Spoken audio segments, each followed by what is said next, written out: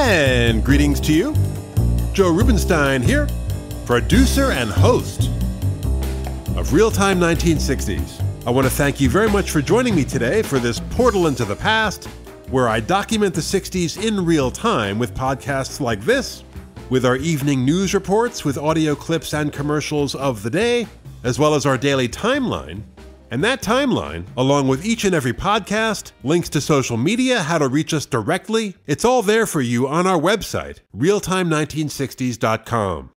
And today, we continue to work our way up my ranked list of the top 10 films of 1962. On part 1, we covered films 10 through 7, Dr. No, Cape Fear, Lawrence of Arabia, and David and Lisa. Part 2 dealt with films 6 through 4, Birdman of Alcatraz, The Man Who Shot Liberty Valance, and The Manchurian Candidate. Links to those first 2 installments, by the way, are in the show notes to this episode. And for the top 3 films on my list, I decided to give each its own episode. I have just a bit more to say about these top 3, and I didn't want to jam them all into one episode and have it run too long. So, without further ado, my third best film of 1962, right now. And this film, released in June of '62, the second and final Western on my list, is Ride the High Country, written and directed by a true maverick, Sam Peckinpah. And it's a film that sits squarely on a boundary line, separating the more traditional Westerns of the past, John Ford, Howard Hawks. Peckinpah's favorite from that era was John Huston's The Treasure of the Sierra Madre, great film, and the revisionist Westerns that would emerge in the mid to late 60s. Certainly The Man with No Name trilogy by Sergio Leone, and then maybe the best of the revisionist Westerns, The Wild Bunch, another Peckinpah film, which closed out the decade in 1969. The revisionist Westerns presenting an anti-heroic and generally less simplistic view of life in the Old West and life in general than the traditional Westerns usually did. I say usually because I think sometimes that earlier generation doesn't get quite enough credit for complexity, morally speaking. In some of John Ford's best pictures, for example, The Searchers or Fort Apache, there's considerably more gray area than you might expect. But for the most part, in those earlier Westerns, the white hats and the black hats are very clear. And there's a bit of dialogue that Peckinpah wrote for the final act of Ride the High Country that perhaps unwittingly announces this new dawn of the revisionist Western, where the female lead, played by Mariette Hartley, asks the hero, Steve Judd, played by Joel McCrea, she tells him, "My father says there's only right and wrong, good and evil, nothing in between. It isn't that simple, is it?"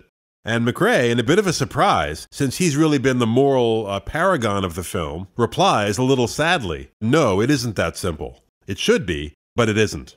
And Peckinpah certainly had had life experiences that reinforced this lack of moral clarity.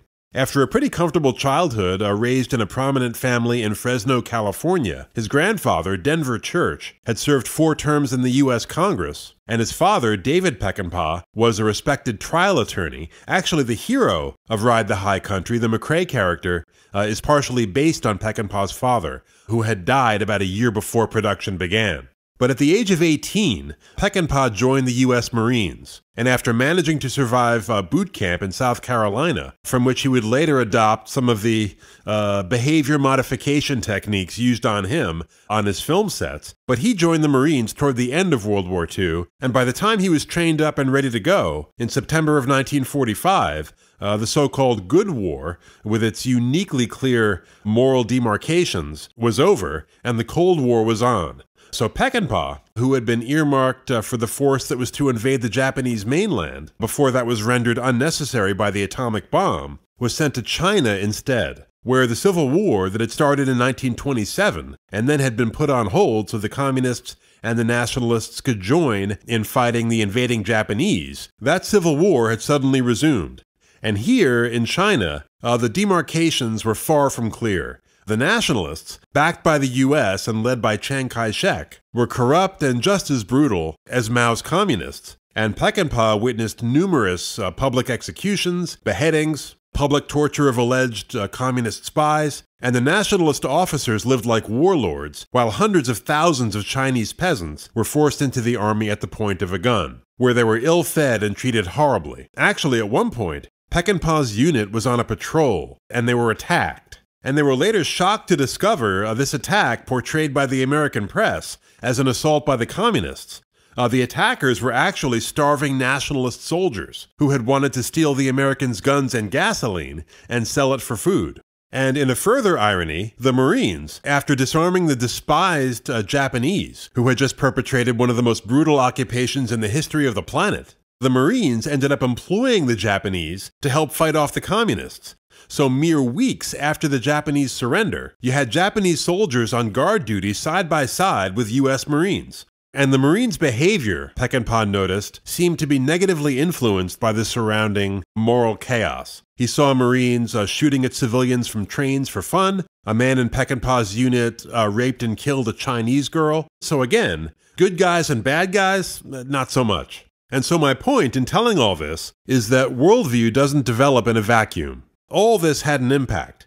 So what you have invariably in Peckinpah's films is a corrupt and brutal world with no fixed values, a world filled with treachery, hypocrisy, compromise, and barbarism, where his protagonists are either loners or small groups of outsiders, out of step with their culture and their time, who live by their own outdated value systems based on what I would call Hemingway virtues: courage, loyalty, being true to one's word, and grace under pressure. And that brutal world I just described finds its purest and most vivid expression in The Wild Bunch. With Ride the High Country, we're not quite there yet. As I said, it straddles that line. This was only Peckinpah's second film, and his first film, The Deadly Companions, released the previous year, was purely a work for hire over which he had zero control. Brian Keith, who had starred in The Westerner, a TV series Peckinpah created in 1960, which only aired 13 episodes. Keith recommended him to the producer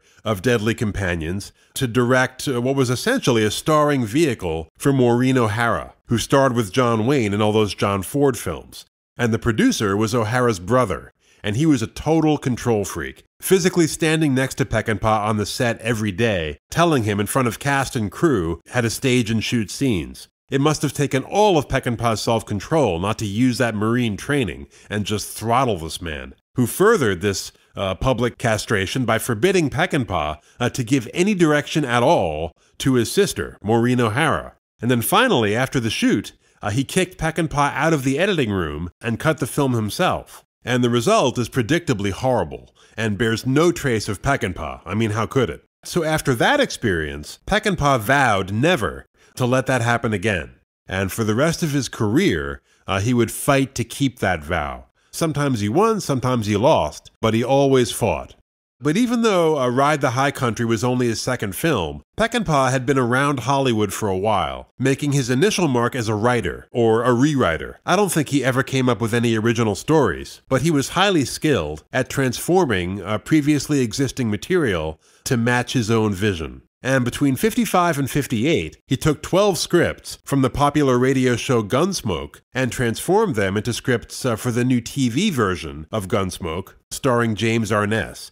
And his episodes, no surprise, were always the darkest of those early seasons. But his success on Gunsmoke and an introduction to director Don Siegel, probably best remembered today as the director of the original Dirty Harry film, but this introduction led to film work. Siegel, a proficient action director who had a somewhat similar temperament to Peckinpah, became his kind of mentor. Peckinpah did a bit of everything on several Siegel films in the 1950s, including a major uncredited rewrite on Siegel's other most famous film, Invasion of the Body Snatchers, in 1956. But he had a particular gift for pungent Western dialogue. And so in 1958, he helped create a gritty new TV series called The Rifleman, starring Chuck Connors, where he got his first experience as a director, but then quit in disgust after the sponsors had mandated a watering down into what he called a children's program. And so his final major TV effort was the show I mentioned earlier, The Westerner, which won strong reviews, but was canceled by NBC after 13 episodes. And if you watch it, it's on Amazon Prime for free, although it's a pretty bad transfer. The show is good, but you can see why they canceled it. It's kind of grungy. Brian Keith plays a loner who wanders through the West with his disobedient Labrador retriever sleeping outside much of the time, so Peckinpah insisted that the hero's clothes be appropriately dirty. And he also insisted that when people got shot, you saw blood, which was almost never done on TV in 1960. So the show is grimy, it's bleak, it's violent, it's anti-heroic, it breaks every rule. I mean, he could have softened it up and made himself a pile of money. But Peckinpah, for all his many flaws, including a self-destructive streak a mile wide, he did have something you don't often find in Hollywood: integrity. And so he wasn't going to soften his vision for anybody if he could help it. So all these Hollywood experiences were educational. And they also, by the way, allowed him to accumulate his stock company of actors. If you look at those old TV episodes, you'll see a lot of familiar Peckinpah faces. So after the Deadly Companions fiasco, Richard Lyons, an MGM producer who had liked The Westerner, showed Peckinpah a script called Guns in the Afternoon, for which Lyons had already signed two old Hollywood stars, Joel McCrea, then in his mid-50s, and Randolph Scott, who was in his early 60s, a veteran of dozens of Westerns. And a bit of trivia, if you're a football fan, the original logo of the Oakland Raiders, that pirate with the eye patch, that was modeled on Randolph Scott. But these two actors, while major names, certainly, their box office draw had sagged a bit by 1962 as audiences were looking for younger stars. So perfect for this low-budget production, as they would not cost a fortune, and also perfect, as we'll see, for these two roles. So Peckinpah, who immediately saw potential in the script, accepted the paltry sum of $12,000 to direct on two conditions. First, that he could change the title and rewrite the script. And second, that he would have creative control, no meddling producers. And these conditions were granted, and for the most part maintained. So the film takes place a little after the turn of the century, as Steve Judd, the McCrea character, an upstanding ex-marshal who's having hard times financially and has no family, he accepts a job from a bank, transporting gold from Coarse Gold, a mining town on the crest of the High Sierras, back down to the bank. 6 guards have already been killed trying to perform this task. So McCrea hires the Randolph Scott character, Gil Westrom, a previously but not presently upstanding associate from McCrea's days in law enforcement. He had been McCrea's deputy, but now runs a crooked booth at a carnival. And despite some misgivings, McCrea also hires Scott's juvenile, untested associate, Heck Longtree. But as soon as Scott hears how much gold is involved, $250,000 worth according to the bank, although it turns out to be far less, he and Heck secretly plot to steal the gold on the way down. Scott is willing to include McCrea for a 3-way split if he can convince his old buddy to betray the bank. But he's also willing to force the issue if that effort fails. So Scott spends the entire trip up the mountain trying to agitate McCrea and elicit resentment at being alone, at being so poor, at having been so shabbily treated by the world. So Scott can use that resentment to corrupt McCrea into joining him in stealing the gold. And this effort meets with zero success. McCrea gave his word to the bank, and he's going to do what he said he would do, period. So early in the trip, the trio stumbles upon a family of 2. A moralistic, Bible-quoting widower, deeply suspicious of the outside world, played by R.G. Armstrong, and his attractive, somewhat rebellious daughter Elsa, who, after the men have dinner with the family and leave, is slapped by her father for having flirted with Heck, the young member of the trio. So she runs away to join the 3 men. Her plan, she has a secret previous marriage engagement with Billy Hammond, a handsome young man up in Coarse Gold, whom she had met only briefly during one of his trips down the mountain and barely knows. Billy, played by James Drury, is one of 5 Hammond brothers, originally from the South. So that's her goal, to defy the father and follow through on this frivolous engagement and marry Billy. Now, unfortunately, she and we learn very quickly, once the now quartet reaches Coarse Gold, that Billy, despite the good looks and extremely rough charm, is completely uncivilized. And his considerably less good-looking brothers are as bad, if not worse. The dregs of humanity, in fact, or subhumanity. If you've seen Deliverance from 1972, the Hammonds, they're like spiritual antecedents of those toothless mountain men who rape poor Ned Beatty. I mean, you could practically hear the dueling banjos just looking at the Hammonds, who the minute they fix their eyes on Elsa, as Billy greets her and agrees to marry her that day, These brothers, in a kind of grotesque mirror of Randolph Scott's plan to commandeer the gold, immediately commence planning to commandeer and share Elsa amongst themselves after the wedding. There's no profanity, nothing explicit, but Peckinpah manages to draw this picture of Elsa's fate very clearly. So the wedding is performed in a brothel called Kate's Place. The judge, played well by Edgar Buchanan, who performs the ceremony, is a stumbling drunk, the flower girls are prostitutes, and the hostess is the obese, giggling Kate, madam of the brothel. Now, our trio, the gold transporters, do not make the guest list, but even without seeing the proceedings and the dawning horror on Elsa's face, they can hear what's going on from their tent, and they don't like it. So basically, the rest of the film deals with the extremely tricky tactical and legal matter of extricating Elsa from this disastrous marriage and from coarse gold, which of course leads to violence. And on top of that, the increasing tension surrounding whether or not Scott will betray his old buddy and follow through with this plan to steal the gold. And on the way down the mountain, during a lull in what becomes a running battle with the Hammonds, there's a great bit of dialogue. Scott is making a last-ditch effort to corrupt McCrea, who finally comprehends what Scott is up to. He's been kind of in denial to this point. And McCrea talks about the importance of self-respect and the difficulty maintaining it in a heartless world. And after Scott cynically asks him, how much is self-respect worth on the open market? McCrea, and perhaps the most famous line from the film, just looks at Scott from on top of his horse and says, "All I want is to enter my house justified," which is a direct quote, by the way, from something Peckinpah's father had said to him.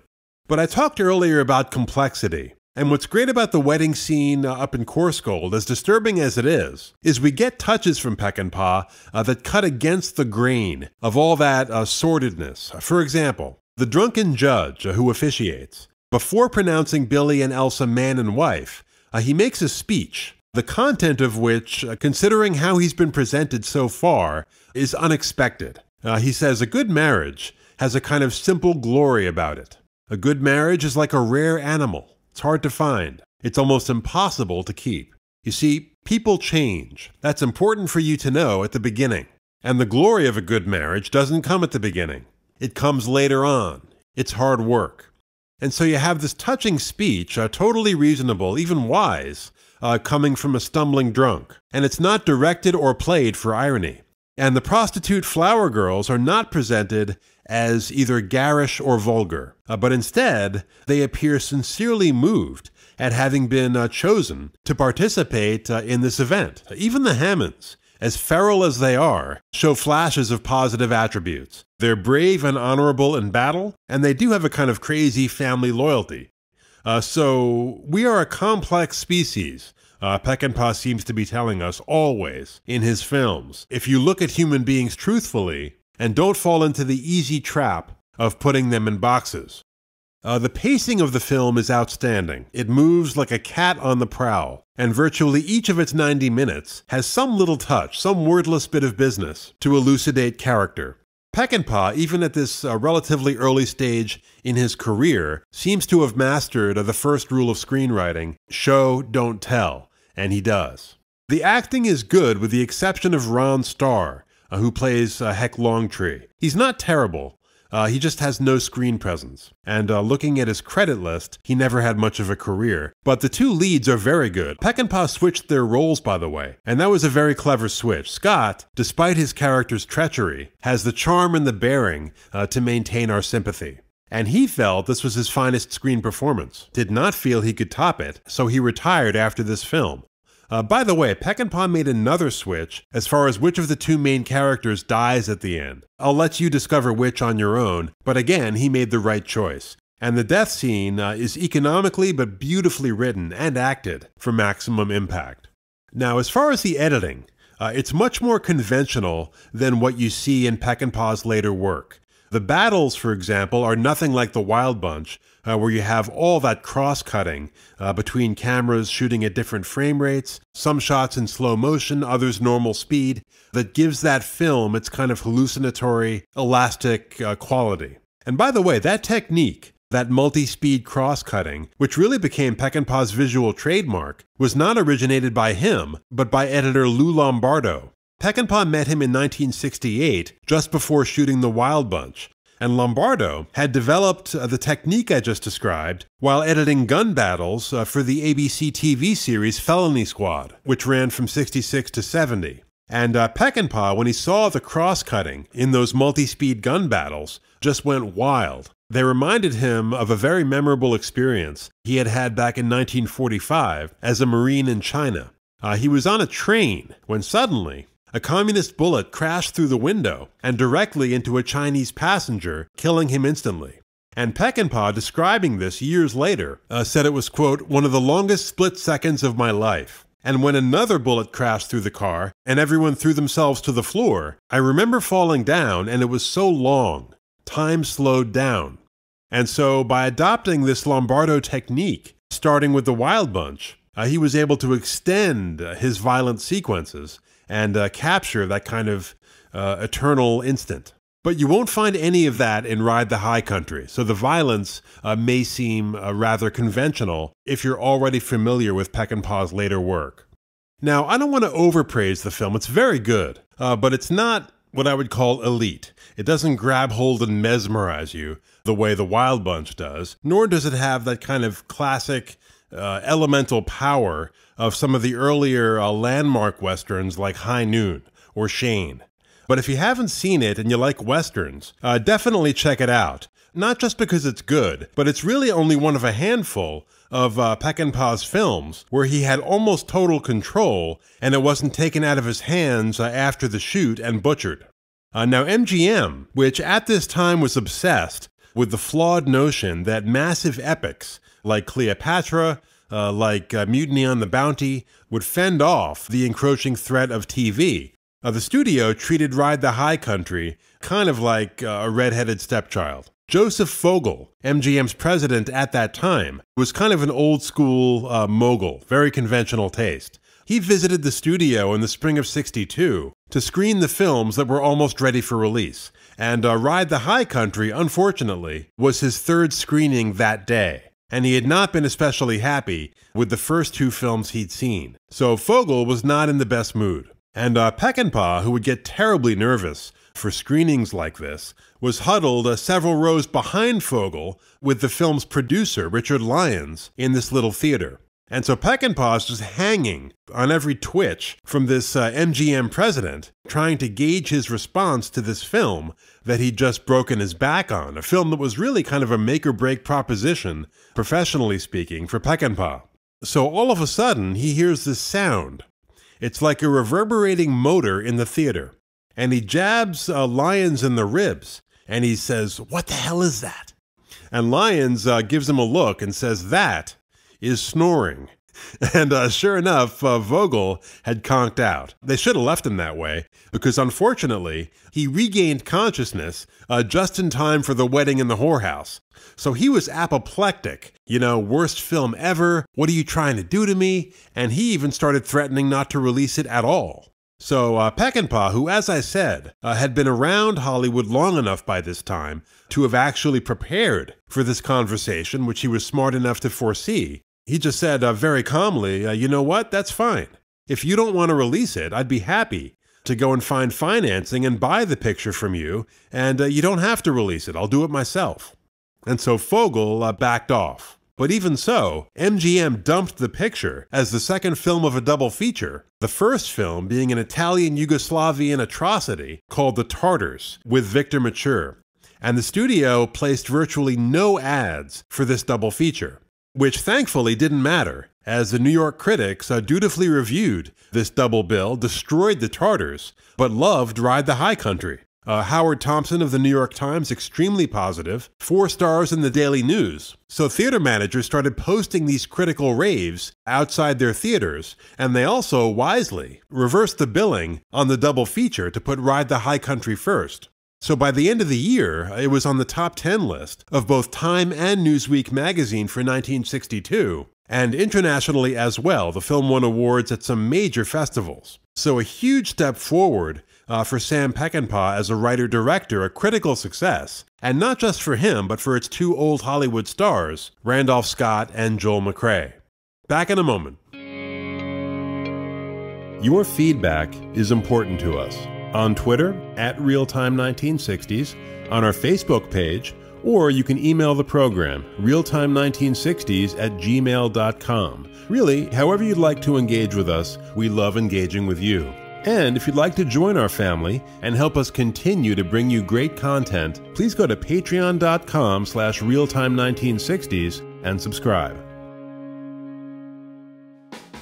Don't forget to visit us at realtime1960s.com for our timeline, each and every podcast, links to social media, how to reach us directly, everything you need to know about this portal into the past that we are creating. Thanks so much for joining us, and stay tuned for our next episode, where I will reveal the number 2 film on my top 10 list for 1962, which is a doozy. So take care, and I'll see you soon.